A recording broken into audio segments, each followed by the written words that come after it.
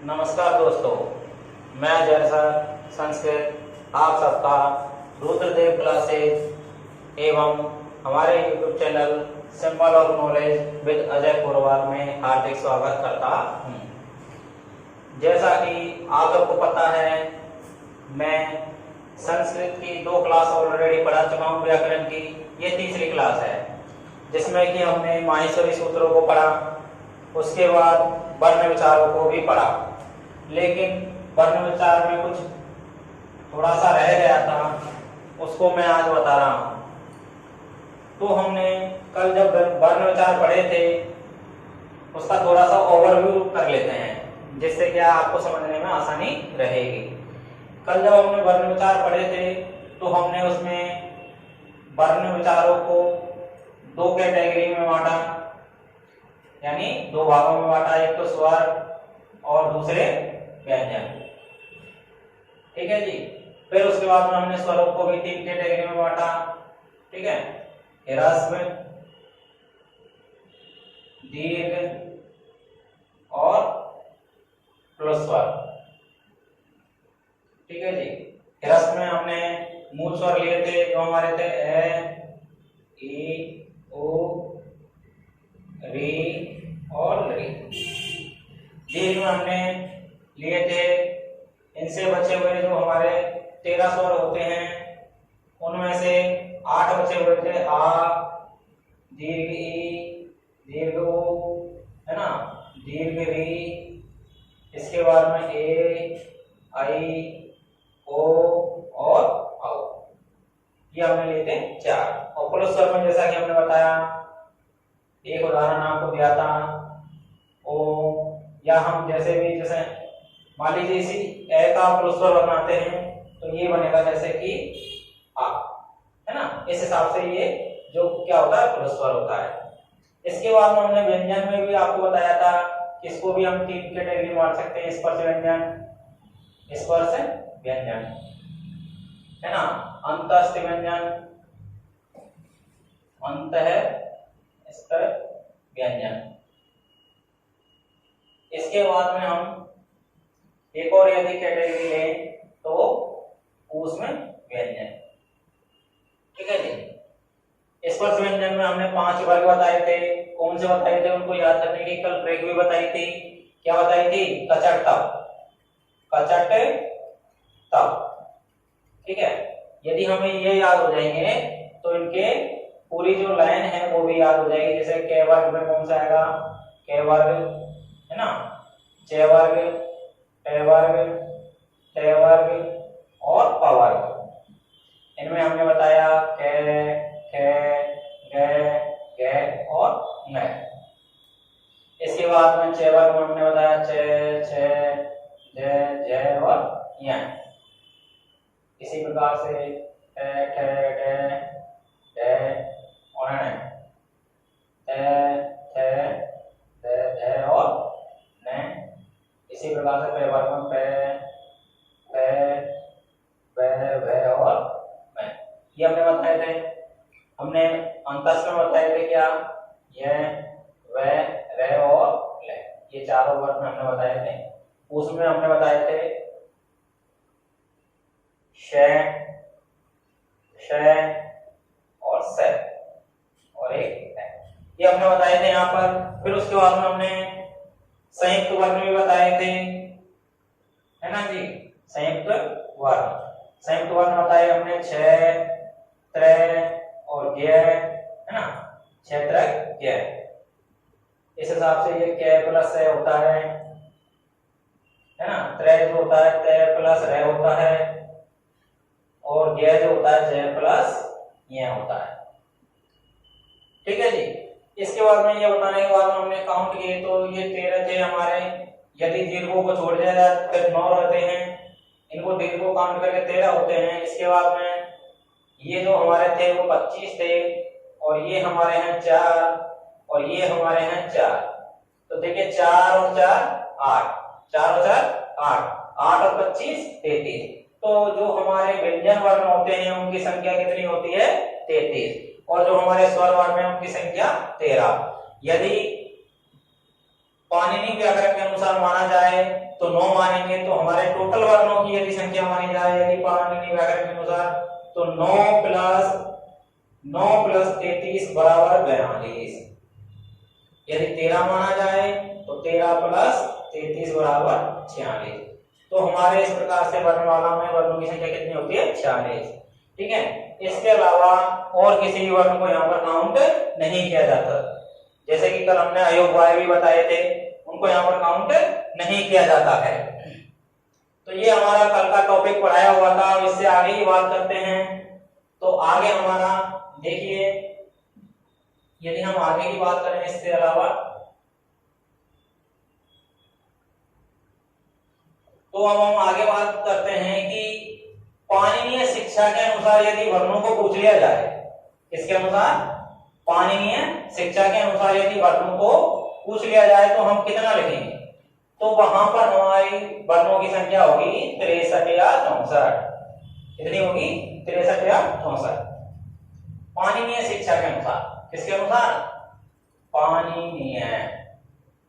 ठीक है, पाणिनीय शिक्षा के अनुसार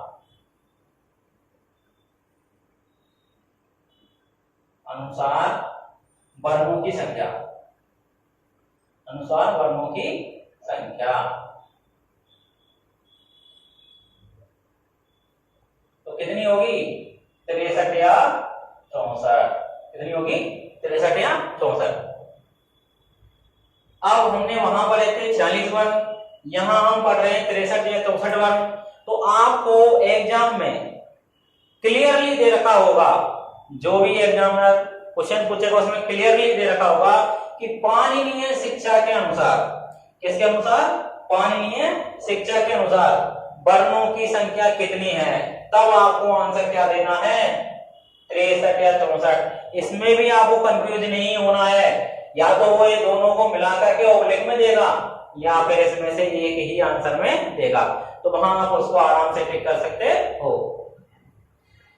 यदि ये शब्द नहीं दे रखा हो पाणिनीय शिक्षा के अनुसार तो आपको वर्णों के साथ जाना है 46। ठीक है, आपको समझ में आ गया होगा अच्छे से। अब हम बात करते हैं कि भाई 63 या 64 वर्ण सर ने बता तो दिए, लेकिन ये है कौन कौन से? हमारे आज तक समझ में नहीं आया, तो ये भी देख लेते हैं। चलिए, तो 63 और 64 वर्ण कौन कौन से हैं? देखिए, सबसे पहले यदि हम बात करते हैं तो स्वरों की बात करते हैं। किसकी बात करते हैं? स्वरों की। तो स्वर हमारे, जिसको हम संस्कृत में अच भी बोलते हैं, अच प्रत्याहार के अंतर्गत आते हैं, इसलिए इनको अच भी बोलते हैं। ये हमारे संख्या में होते हैं कितने? 21 या 22। कितने होते हैं? 21 या 22। कि भाई 21 और 22 कौन से स्वर हैं? आइए उनको भी काउंट कर लेते हैं, कौन से स्वर हैं। तो सबसे पहले यदि हम बात करते हैं तो हमारे मूल स्वर होते हैं, जो मूल स्वर होते हैं कौन कौन से होते हैं? ए, ई, उ, री। ये 4 मूल स्वर होते हैं। तो इन चारों मूल स्वरों का क्या होता है? देखिए, ये ह्रस्व है अपने आप में, इसका दीर्घ भी होगा और प्लुत भी होगा। तो इसी प्रकार से प्रत्येक वर्ण का दीर्घ भी होगा, प्लुत भी होगा और ह्रस्व भी ऑलरेडी है। तो यदि हम इनको काउंट करें, देखिए ह्रस्व, दीर्घ और प्लुत। यदि हम एक वर्ण को काउंट करें तो देखिए वो 3 जगह काउंट हो रहा है, ह्रस्व में, दीर्घ में और प्लुत में। इस हिसाब से एक वर्ण 3 जगह काउंट हो रहा है, तो हमारे टोटल वर्ण कितने हैं? 4। और कितनी बार काउंट हो रहे हैं? 3 बार। तो इस प्रकार से इनकी संख्या कितनी होगी? 12। कितनी होगी इनकी संख्या? 12। अब हम बात करते हैं लिरि की। किसकी बात करते हैं? लिरि की। अब हम लिरि की जब बात करते हैं तो इसको जो काउंट करता है, इसको हम काउंट करते हैं किसमें?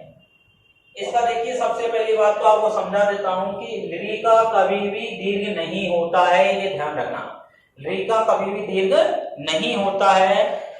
तो हम इसको या तो ह्रस्व में काउंट करेंगे। किसमें काउंट करेंगे? ह्रस्व में। जैसे कि हमने जब ह्रस्व वर्ण लिखाए तो उसमें लिरि को रखा था, लेकिन दीर्घ में नहीं रखा था हमने, इसका मतलब इसका दीर्घ नहीं होता है।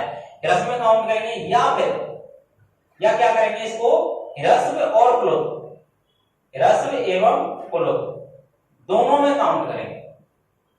ठीक है जी, ह्रस्व एवं प्लुत दोनों में काउंट करेंगे। तो जब ह्रस्व और प्लुत दोनों में काउंट करेंगे तो इसकी संख्या कितनी हो जाएगी? तो इसकी संख्या हो जाएगी हमारी 1 या 2। क्या हो जाएगी? 1 या 2। तो इसकी संख्या हमारी हो जाएगी 1 या 2। या तो ह्रस्व काउंट करेंगे तो 1 होगी संख्या, और यदि ह्रस्व और प्लुत दोनों काउंट करेंगे तो 2 होगी। इसके बाद में हमारे दीर्घ वर्णों की तरफ आते हैं। तो दीर्घ वर्णों में कौन कौन से आते हैं? देखिए यहाँ से जो इनके दीर्घ थे वो हमने यहाँ काउंट कर लिए हैं सारे, इसलिए हमको यहाँ काउंट नहीं करेंगे। आगे हम बात करते हैं ए, आई, ओ और औ। ये 4 वर्ण है, ठीक है। तो इन चारों वर्णों का ह्रस्व तो होगा नहीं, क्योंकि ये ऑलरेडी दीर्घ है, जैसा कि हमने कल बताया था। तो इनका क्या होगा? इनका ह्रस्व भी हो, सॉरी, इसका दीर्घ तो है ही, तो दीर्घ होगा और एवं प्लुत भी होगा। क्या होगा? दीर्घ एवं प्लुत भी होगा। तो इस हिसाब से ये एक वर्ण 2 बार काउंट हो रहा है। एक वर्ण कितनी बार काउंट हो रहा है? 2 बार काउंट हो रहा है। तो इसलिए ये क्या होगा? कितने वर्ण है? 4। तो 4 इंटू 2 बराबर 8, ठीक है। 4 इंटू 2 बराबर 8। तो इस हिसाब से यदि हम इनको काउंट करें तो देखिए 12 और 8 कितने हो जाते हैं? 20। 12 और 8 कितने हो जाते हैं? 20। 20 के बाद यदि हम री को 1 काउंट करते हैं तो वर्णों की संख्या कितनी हो जाती है? 21, जो कि ये। यदि हम री को 2 काउंट करते हैं तो वर्णों की संख्या 12 और 8 20 और 2 22। ये तो यहाँ पर कंफ्यूज होने की जरूरत नहीं है ना। अक्ष में 21 या 22 अगर पाणिनीय शिक्षा के अनुसार पूछे तो ऑब्लिक में 21 या 22, ऑब्लिक में 7 में अटैच में आएगा। इसके बाद जो शेष वर्ण बचे हैं उनको भी देख लेते हैं। शेष वर्ण जो बचे हैं उनको भी देख लेते हैं। सबसे पहले जब यदि शेष वर्ण में लेते हैं तो स्पर्श व्यंजन को लेते हैं हम। स्पर्श व्यंजन, स्पर्श व्यंजन में कौन कौन से वर्ण आते हैं? यदि हम बात करें तो कु, चु, तु, तु और कु, ये 5 वर्ग आते हैं जिन्हें उदित वर्ग भी कहते हैं।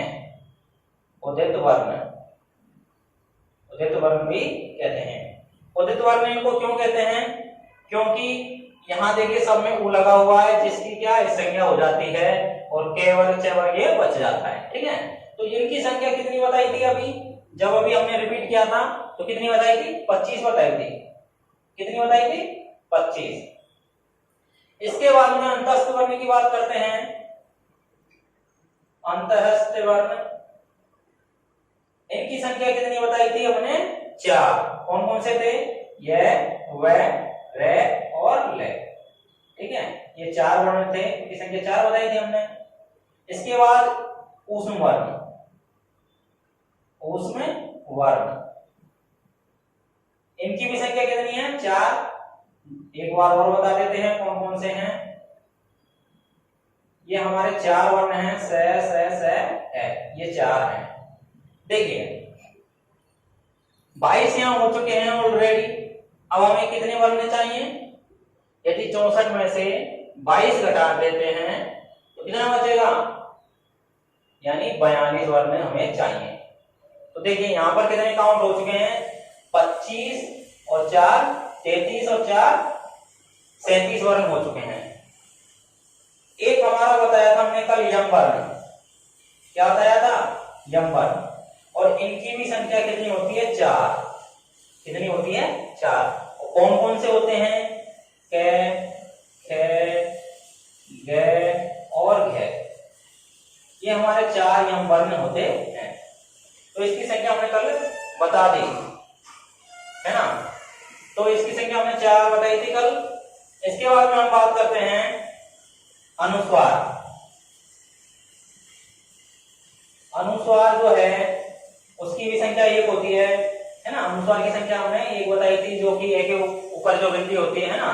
उसके बाद में हमने विसर्ग बताया था। विसर्ग, उसकी भी संख्या कितनी होती है? 1 होती है ना। उसके बाद में हमने जिह्वा मूल्य, जिह्वा मूल्य, जिह्वा मूल्य होता है 1, ठीक है। और एक हमारा होता है उपदवान्य। क्या होता है? उपदवान्य, उपध्य मानीय। ठीक है जी, ये होता है एक हमारा। और एक हमारा होता है दुष्पृष्ठ। क्या होता है? दुष्पृष्ठ। आपको यहाँ शायद नीचे नहीं दिखे इसलिए मैं इसको यहाँ बगल में लिख देता हूं, है ना। एक हमारा होता है दुष्पृष्ठ, दुष्पृष्ठ है। और ये कैसा होता है? ये इस प्रकार से होता है और ये इस हिसाब से ये होता है। ठीक है, ये होता है डबल ठहसा, ये दुष्पृष्ठ वर्ण होता है। तो अब यदि हम वर्णों को काउंट करें तो देखें कि 25 और 4 29 और 4 33 और 4 37 38 39 40 41 और 1 ये 42। इस हिसाब से हमारे 42 वर्ण ये हो गए, है ना जी। और 22 वर्ण ये हो गए। इस हिसाब से कितने हो जाएंगे? 64 वर्ण पाणिनीय शिक्षा के अनुसार हो जाएंगे। ये हमने पाणिनीय शिक्षा के अनुसार भी आपको वर्णों को बता दिया। अब बच्चे कहीं पर भी यदि कोई कंफ्यूज है तो आप पूछ सकते हैं, YouTube पर कमेंट करके भी पूछ सकते हैं आप। जहां मैं YouTube पर कमेंट करके उसका रिप्लाई भी अवश्य करूंगा। जिस किसी को भी कहीं भी समझ में नहीं आए तो आप कमेंट के माध्यम से पूछ सकते हैं। एक बार इस यम वर्ण को मैं और समझाना चाहूंगा। कल भी मैंने इसको समझाया था, यदि नहीं समझ में आया हो तो एक बार मैं इस यम वर्ण को और समझाना चाहूंगा। देखिए यम वर्ण क्या होता है। बहुत से बच्चे यम वर्ण के बारे में जानते भी नहीं होंगे, तो आपको इतना आसान तरीके से समझाया जाएगा कि आपको एक ही बार में याद हो जाएगा। देखिए यम वर्ण में मैंने क्या बताया, यम वर्ण में मैंने क्या बताया आपको कि वर्ग के प्रथम 4 वर्ण, वर्ग के प्रथम 4 वर्ण। अब वर्ग के प्रथम 4 वर्ण कौन से हैं? तो यदि हम वर्गों में जाते हैं तो क वर्ग आता है सबसे पहले, क वर्ग आता है। और क वर्ग के प्रथम 4 वर्ण नहीं होगा, वो सारे वर्गों के प्रथम 4 वर्ण हो गए। तो वर्ग के प्रथम 4 वर्ण कौन से हैं? ये अभी मैंने जो लिखे थे क, ख, ग और घ, ये प्रथम 4 वर्ण हो गए। इन चारों वर्णों के बाद यदि इनका कोई ये इनके जैसा ही कोई दूसरा वर्ण आए, अर्थात ये रिपीट हो जाए, है ना। जैसे मान लीजिए के बाद में क्या आ गया, खे के बाद में खे आ गया, और वो भी ऐसे, है ना। और गे के बाद में गे आ गया, है ना। इसी प्रकार घे के बाद में घे आ गया। इस प्रकार से यदि रिपीट होते हैं और इनके बाद यदि कोई अनुनासिक आ जाता है, पंचम वर्ण जैसे ने आ गया, यहाँ ने आ गया, कुछ भी आ जाता है इनके बाद, तो ऐसी कंडीशन में इनके जैसा ही दूसरा यानी ये वाला, ये क्या कहलाएगा? यम वर्ण कहलाएगा। इनके जैसा ही ये दूसरा क्या कहलाएगा? यम वर्ण कहलाएगा। जैसे कल मैंने उदाहरण दिए थे, एक बार और दे देता हूं, जैसे कि अग्नि, है नहीं, अग्नि उदाहरण है जैसे कि। तो देखिए यहाँ पर ये ग है, वो क्या है? वर्ग के प्रथम 4 वर्णों में से एक है, ग आ रहा है, उसके बाद में न आ रहा है यानी अंतिम वर्ण। तो इसका क्या हो जाएगा? इस जो दूसरा ग है उसका क्या हो जाएगा? यम वर्ण, यानी ये यम वर्ण कहलाएगा। इसी प्रकार से हमने और भी उदाहरण दिए, पलक भी बताया था और चक्कनुत्तर भी बता देते हैं, चक्कनतु, है ना। तो यहाँ पर ये दूसरा ख है, क्योंकि इसका अनुनासिक, तो दूसरा ख वो यम वर्ण कहलाएगा। इस प्रकार से हमने यम वर्णों को भी अच्छे से आपको समझा दिया। तो यहाँ पर ये जो वर्ण विचार वाला टॉपिक है वो कंप्लीट होता है। और यदि आपको ये मेरा पढ़ाया हुआ अच्छे से समझ में आ गया हो तो आप मेरे चैनल को लाइक करें, सब्सक्राइब करें और बेल आइकन को भी दबा लें, जिससे कि आपको आने वाली हर नई वीडियो आपको सबसे पहले प्रोवाइड हो सके और आप उसको अच्छे से देख सकें। इसके साथ मैं यह भी कहना चाहूंगा कि मैं आप सबके लिए इतनी मेहनत कर रहा हूं, आपकी सेवा कर रहा हूं, तो आपका भी फर्ज बनता है कि मेरे चैनल को लाइक करें और सब्सक्राइब करें। तो बच्चों आप इसका स्क्रीनशॉट ले सकते हैं और मैं यहाँ से थोड़ा सा हट जाता हूँ, आप इसका स्क्रीनशॉट ले लीजिए और हम आज की क्लास यहीं खत्म करते हैं। तो आप इसका स्क्रीनशॉट ले सकते हैं।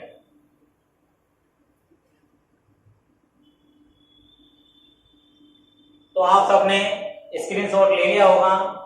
इसी के साथ में मैं विदा लेना चाहूंगा। धन्यवाद। खुश रहिए और घर पर अच्छे से पढ़िए। इस कोरोना के समय का फायदा उठाइए। आप ये ना सोचें कि हमारी एग्जाम नहीं हो रही है और एग्जाम होगी तब देख लेंगे। आप लगातार काम करते रहिए। अगर आप लगातार वर्क करते हैं तो जब भी एग्जाम आएगी आप पर एक साथ प्रेशर नहीं आएगा, तो आप उसको अच्छे से हैंडल कर लोगे। लेकिन कई बच्चों का ऐसा होता है कि बाद में देख लेंगे, ऐसा आपको नहीं सोचना है।